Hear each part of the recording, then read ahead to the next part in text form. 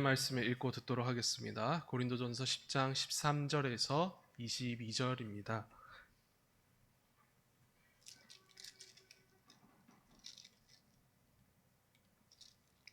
함께 교독하시고 마지막 두 절은 같이 읽도록 하겠습니다. 제가 먼저 시작하겠습니다.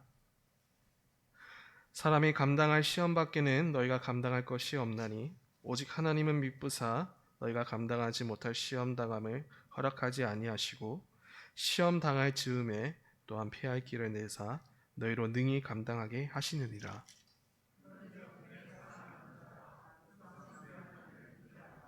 나는 지혜 있는 자들에게 말한 것 같이 하노니 너희는 내가 이르는 말을 스스로 판단하라.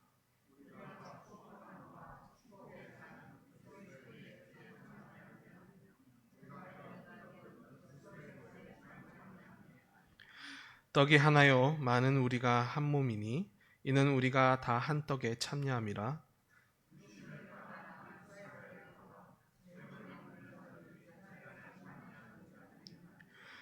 그런즉 내가 무엇을 말하느냐? 우상의 제물은 무엇이며 우상은 무엇이냐?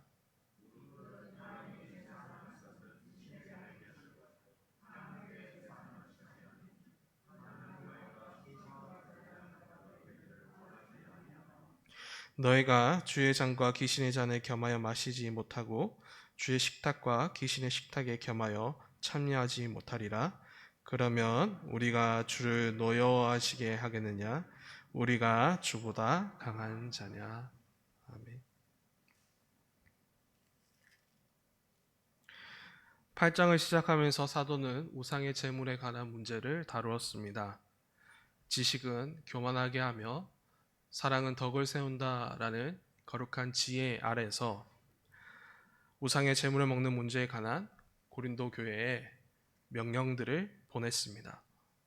그 첫 번째로는 8장 9절에 나타나 있는데요.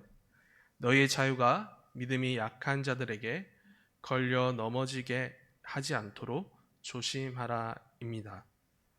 먹는 음식이 다 하나님께서 주신 것이라는 이 지식을 가진 일부 고린도 교회 성도들은 우상의 제물을 자유롭게 먹었습니다. 하지만 아직 지식과 믿음이 약한 자들은 그들로 인해 넘어지고 다시 우상을 섬기는 일로 돌아가는 안타까운 일들이 고린도 교회 가운데 일어났습니다. 그래서 사도는 직접 자신의 사도직 수행을 예로 들면서 지식이 사랑보다 앞서지 않아야 함을 강조합니다. 약한 형제를 위해 늘 조심하고 그 형제를 위해 재물을 먹지 않고 절제하는 사랑을 행할 것을 고린도 교회 성도들에게 당부했습니다. 두 번째는 10장 12절에 나타나 있는데요. 선줄로 생각하는 자는 넘어질까 조심하라입니다. 당시 고린도는 음식들 말고도 우상 숭배와 늘 가까이 있었습니다. 여러 우상과 관련된 문화와 관습들이 그들의 일상 속에 함께하고 있었습니다. 물론 그들 중 일부는 하나님에 관한 지식이 있어 우상의 제물과 이 여러 문화 관습들에 대해 넘어지지 않는다라고 자신했던 것 같습니다. 하지만 이렇게 깊숙이 침투한 우상의 관습과 이런 상황들 속에는 그 누구든 넘어질 수 있습니다. 그래서 사도는 지식이 있다고 교만하지 말라라고 명령합니다. 옛날 광야의 이스라엘조차도 그 광야의 놀라운 하나님의 전능하심을 본 그들조차도 우상으로 넘어져서 이 멸망의 징계를 당했는데 그런 역사의 교훈을 되새기면서 고린도 교회가 이 우상의 문화와 관습이 만연한 그 땅 가운데서도 하나님의 사랑을 놓치지 말고 조심할 것을 이 두 번째 명령에 담아냈습니다. 그리고 오늘 본문은 세 번째 명령이 등장합니다. 바로 내 사랑하는 자들아 우상 숭배하는 일을 피하라입니다. 사도는 고린도 교회를 향해 특별한 애칭을 붙이고 있는데요. 사랑하는 자들아라고 이렇게 붙이고 있습니다. 이전 명령에는 나타나지 않는 이런 애칭인데요. 사도는 이렇게 애정과 간절함을 담아 부르고 있는데 그만큼 우상 숭배로부터 아주 멀리 달아나라라고 간곡히 요청하고 있는 대목입니다. 이렇게 사도가 이번 명령에서 이렇게 애칭까지 부르면서 하는 그 배경에는 지식을 가지고 있으면서도 이 우상의 식탁에 앉아 있었던 고린도 교회 일부 성도들이 있었기 때문입니다. 이 우상의 식탁, 계속 등장하는 식탁인데요. 이 식탁은 고린도의 중심입니다. 당시 고위 관리직들과 그리고 귀족들 그리고 상인들은 함께 우상을 숭배하는 그 신전 안에 있는 식탁 아래 모여서 모든 중대사를 논의하고 삶의 부와 성공을 꿈꿉니다. 그런데 이 중에 일부 고린도 교회 성도들도 참석하는 것이죠. 그들이 무슨 이유 때문에 참석했는지 오늘 이 본문에 나타나지는 않지만은 당시 상황과 여러 가지 맥락 속에서 추측해 볼 때 그들은 잘 살기 위해서 이 식탁에 앉은 것으로 생각됩니다.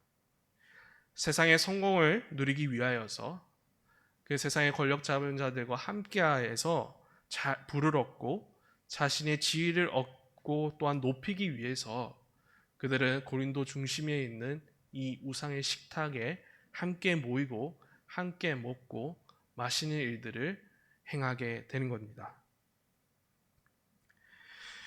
고대인들의 식탁은 하나됨을 상징합니다. 한 가족, 한 공동체, 한 민족의 의미를 이 한 자리에 모인 식탁으로 규정하죠. 그래서 우상의 식탁도 우상과 하나됨을 상징하는 자리이고 또한 그 세상의 권력 잡은 자들과 그 세상에 있는 자들과의 하나됨을 상징하는 자리입니다. 그것을 인정하는 자가 그 식탁에 참여하는 것이죠. 그럼에도 일부 고린도 교회 성도들이 이러한 의미가 있음을 알매도 불구하고 같은 목적으로 이 식탁에 참여하고 있는 상황입니다.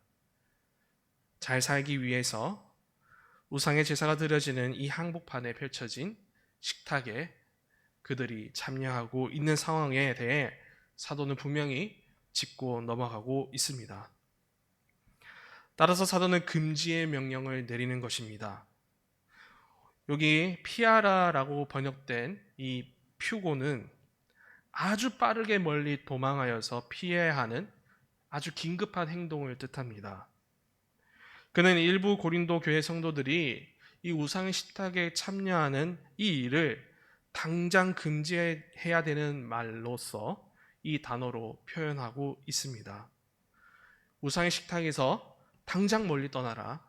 우상 숭배하는 일을 당장 금하라. 라고 이렇게 강한 명령으로 고린도 교회 성도들에게 전하고 있습니다. 이는 분명 앞의 명령들과 다른 사도의 강한 어조입니다. 그만큼 그들의 우상 식탁의 그 참석은 사도가 보기에도 심각하고 위험했습니다. 거룩한 정체성과 전혀 반대되는 그들의 아주 심각한 문제입니다. 예를 들어서 우리들 중 누군가가 성도라고 하면서 무당 구판에 참석한다고 하면 괜찮겠습니까?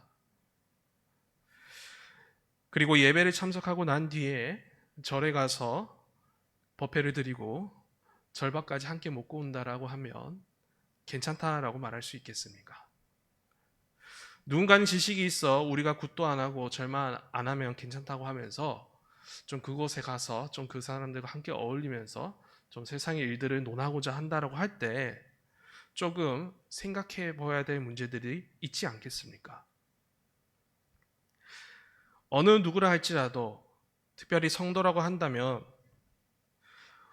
그 자리에 가지 않도록 노력해야 되는 게 첫 번째 그런 행동해야 될 모습일 겁니다.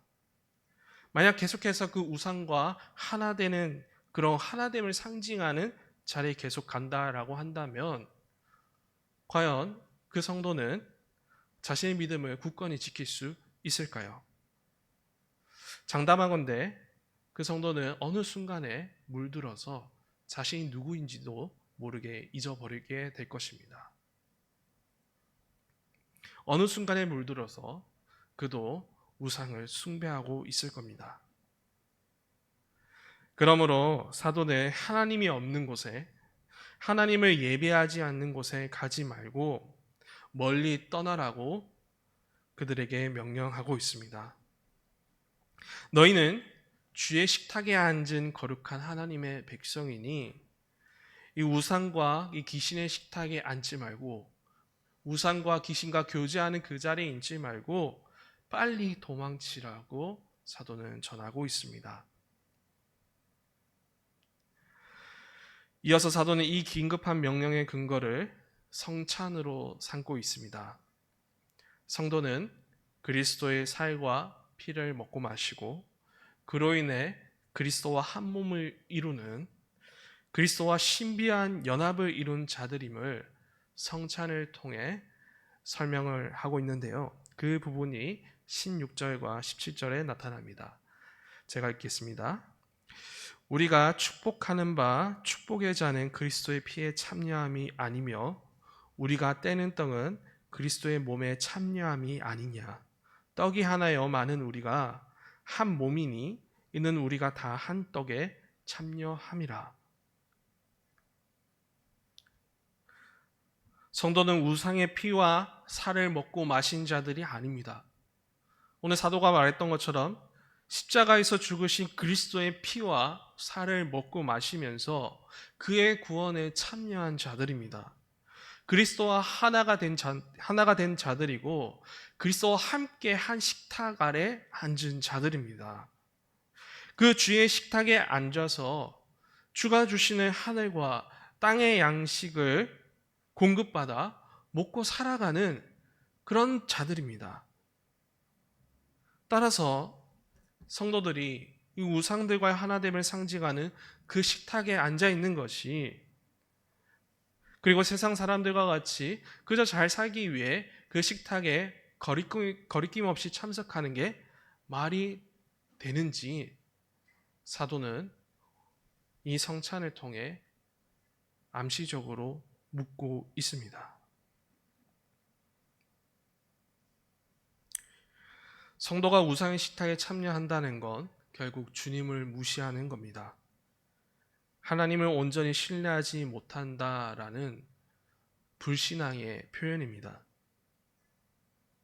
주님께서 십자가에 달리신 피와 그 부활하신 몸을 모두 헛되게 만드는 악행이자 주님과 하나된 몸을 깨트리는 언약 파괴입니다. 성도는 결코 주의 식탁과 이 우상의 식탁을 함께 겸할 수가 없습니다.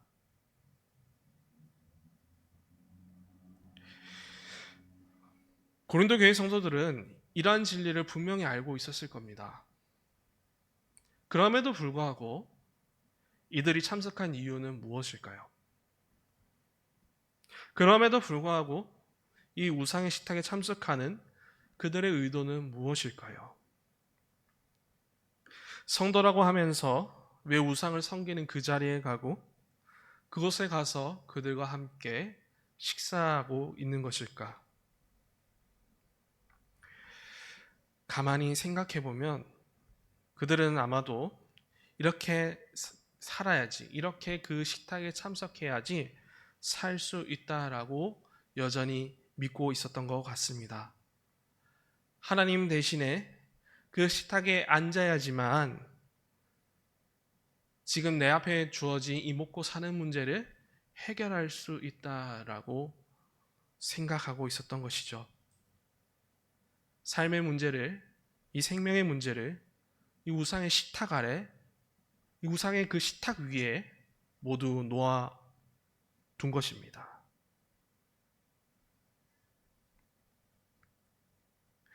이런 이유로 주의 식탁과 함께 그들은 우상의 식탁을 겸하는 어리석은 모습을 보였습니다. 이 악행은 교만의 지식을 넘어서 하나님을 신뢰하지 않는 그들의 현 주소를 나타냅니다. 하나님을 향한 불신이 가득합니다.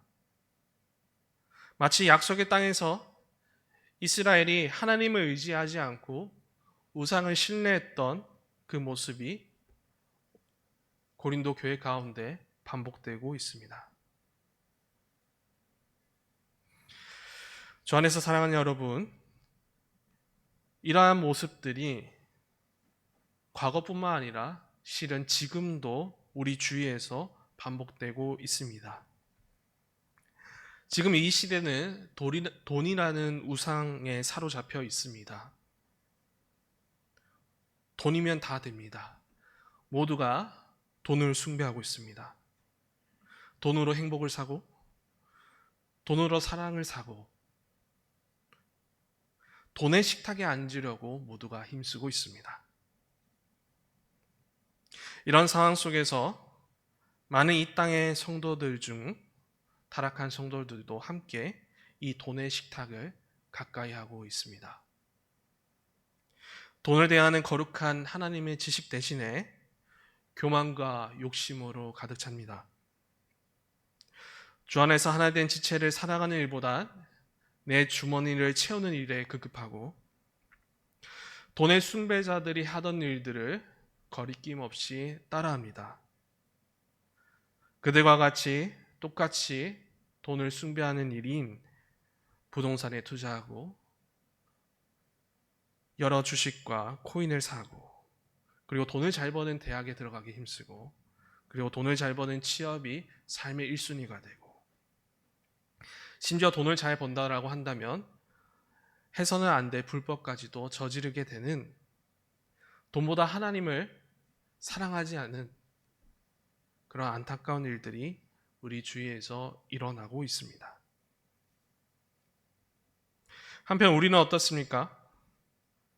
고린도 교회와 같이, 오늘날 타락한 성도들과 같이 하나님보다 이 우상과 돈을 사랑하고 있지는 않습니까? 아니면 하나님을 섬기고 따르는 일이 진정 우리를 살게 하는 영원한 생명의 길임을, 그리고 참된 복임을 믿으면서 주님을 더욱 따르고 계십니까? 지금 우리는 큰 선택의 순간에 놓여 있습니다. 이 돈이, 그리고 우상이 날로 우리의 일상을 깊이 파고드는 이때 우린 더더욱 믿음의 결단이 필요합니다. 현실적으로 쉽지 않다라는 거 저 역시도 공감됩니다. 살면 살수록 돈 드는 일이 많습니다. 하물며 저보다 오래 사신 분들은 얼마나 더 이것을 느끼겠습니까?